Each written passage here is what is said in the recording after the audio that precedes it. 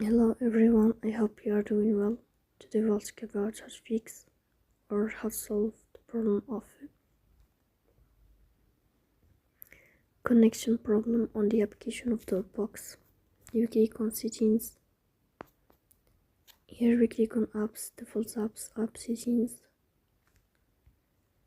On above you will search about Dropbox and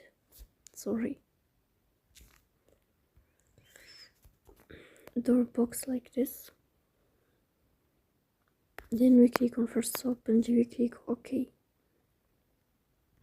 Here you will enter to storage. Then we click on clear cache. Here we go to Play Store. You will search about Dropbox.